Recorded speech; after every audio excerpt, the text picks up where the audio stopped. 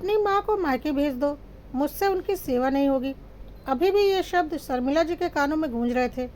उनकी बहू निशी इतनी निर्दयी कैसे हो गई जो अपनी सास के लिए ऐसे शब्द बोल गई।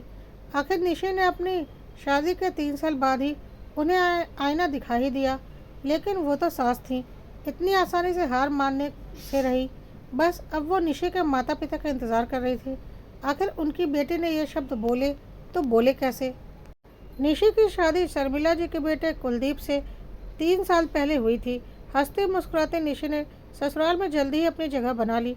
हर काम भाग भाग कर करती थी, इसलिए शर्मिला जी भी उससे खुश रहती थी। लेकिन शादी के 3 महीने बाद उसे पेट दर्द की शिकायत रहने लगी। पहले तो शुरू शुरू में शर्मिला जी ने उसे पास के मेडिकल शॉप से पेट दर्द की दवाइयाँ दिलवा दी, लेकिन जब धीरे धीरे उसे पेट दर्द की समस्या ज़्यादा होने लगी तो ससुर रमन जी और कुलदीप के कहने पर उसका चेकअप करवाया गया। तब पता चला कि उसे पथरी की शिकायत थी। हालांकि स्टोन का साइज बहुत कम था जो दवाइयों से ठीक हो सकता था, लेकिन ट्रीटमेंट करवाने की जगह शर्मिला जी ने हंगामा कर दिया। पथरी तो उससे पहले से ही थी। उसके मायके वालों ने अपनी बीमार बेटी को झूठ बोलकर हमारे मत्थे मढ़ दी, इसलिए इलाज भी उन्हें ही करवाना पड़ेगा। मैं तो 1 रुपया भी खर्च नहीं करने वाली।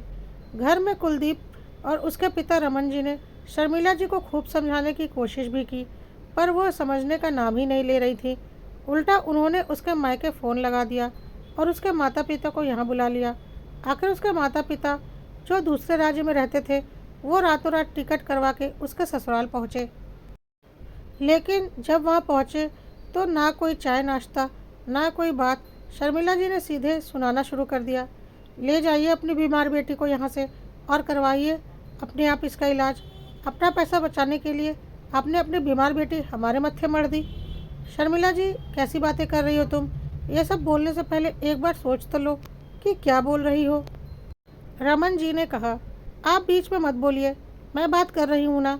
शर्मिला जी ने सबके सामने ही रमन जी को ये कहकर चुप करवा दिया। निशी के पापा ने भी कहा, समधन जी, हमारी बेटी को कोई बीमारी नहीं है, पथरी ही तो है। यह तो किसी को भी हो सकती है, इसका तो इलाज भी संभव है। अगर इलाज की बात है तो इलाज हम करवा देंगे, मना नहीं कर रहे हैं, पर आप ये हम पर बेवजह का इल्ज़ाम तो मत लगाइए। खर्चा बचाने के लिए अगर शादी की होती तो आपको पता होना चाहिए कि शादी में पथरी के इलाज से कई गुना ज़्यादा खर्चा होता है। मुझे कुछ नहीं सुनना। अरे कोई रातों रात स्टोन तो इसके पेट में बना नहीं होगा, ये तो पहले से ही बना था, आपको सब पता था। फिर भी जानबूझकर आपने अपनी बीमार बेटी हमें दे दी। आखिर शर्मिला जी कुछ समझने का नाम ही नहीं ले रही थी तो रमन जी और कुलदीप के कहने पर मम्मी पापा निशी को अपने घर ले गए। वहाँ मायके में ही निशी का इलाज चला। जब तक इलाज चला निशी मायके में ही रही। शर्मिला जी ने तो फ़ोन लगाकर भी नहीं पूछा कि अब उसकी तबीयत कैसी है। उल्टा पूरे रिश्तेदार में ये बात फैला दी कि समधियों ने झूठ बोलकर, धोखा देकर अपनी बीमार बेटी हमारे पल्ले बांध दी। अपने माता पिता पर लगे ऐसे इल्ज़ामों के बाद भला किसी बेटी के मन में अपनी सास के लिए इज्जत रहेगी?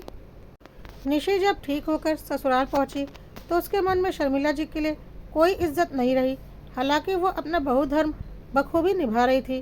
कुछ महीनों के बाद वो प्रेग्नेंट हुई तो शर्मिला जी ने 8 महीने में उससे जमकर काम करवाया। लेकिन जब उसका 9वां महीना शुरू हुआ तो उस समय भी उसे मायके भेज दिया, यह जानते हुए कि डॉक्टर ने उसे सफ़र के लिए मना किया है। ज़बरदस्ती सफ़र करने के कारण निशी को डिलीवरी के टाइम काफ़ी समस्याओं का सामना करना पड़ा, पर भगवान की कृपा रही कि उसकी डिलीवरी में उसके बच्चे को कोई नुकसान नहीं हुआ। अब तो निशी का मन घृणा से भर चुका था। जानती थी कि दुनिया में कोई अमृत तो लिखवा कर आया नहीं है। एक ना एक दिन बीमार तो हर शख्स को पड़ना ही पड़ता है। लेकिन आज जब सासू माँ बाथरूम में फिसल कर गिर गई और उनके पैर में फ्रैक्चर हो गया, तब निशी ने कुलदीप से साफ साफ कह दिया, आप अपनी माँ को मायके भेज दीजिए, मुझसे उनकी सेवा नहीं होगी। किसी को भी इस बात की उम्मीद नहीं थी कि निशी ये शब्द कह देगी। शाम तक निशी के माता पिता उसके ससुराल पहुंच गए। जब वो सासू माँ के कमरे में मिलने गए तो सासू माँ उन्हें देखते ही बोली, आइए आइए, आपका ही इंतज़ार हो रहा था।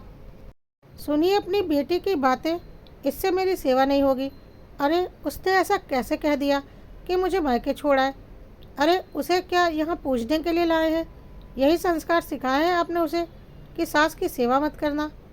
माफ़ करना समधन जी, पर ये संस्कार हमने नहीं सिखाए, ये तो आपके सिखाए गए संस्कार हैं।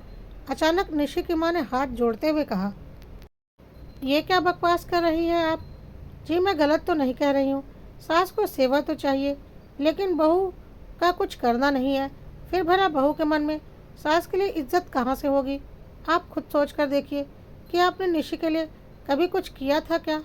जब जब उसे ज़रूरत पड़ी वो मायके में ही थी, या शायद ज़बरदस्ती भेज दी गई थी। निशी की मम्मी की बात सुनकर सासू माँ भड़क गई। अरे आप जैसी माएँ होती हैं जो अपनी बेटी का घर बसने नहीं देती, उल्टा अपनी बेटी को समझाने की जगह आप उसे मेरे खिलाफ भड़का रही हैं। बस करो शर्मिला, कुछ भी बोले जा रही हो। अपनी गलती क्यों नहीं मान रही हो तुम? आखिर समधन जी गलत तो नहीं कह रही। जब जब बहू को तुम्हारी ज़रूरत थी तुमने उसे मायके भेज दिया। हमारे मना करने के बावजूद भी तुमने ऐसी हरकत की। अब किस मुँह से उससे सेवा की उम्मीद करती हो? आज रमन जी ने सबके सामने शर्मिला जी को डांट दिया। यह देखकर शर्मिला जी चुप हो गई। आखिर निशा के माता पिता कुछ घंटे रुककर वहां से रवाना हो गए। शर्मिला जी के लिए रमन जी ने एक नर्स रख ली, वही उनका सारा काम करती थी, जबकि निशी अपने घर का काम और अपने बच्चे संभालती थी।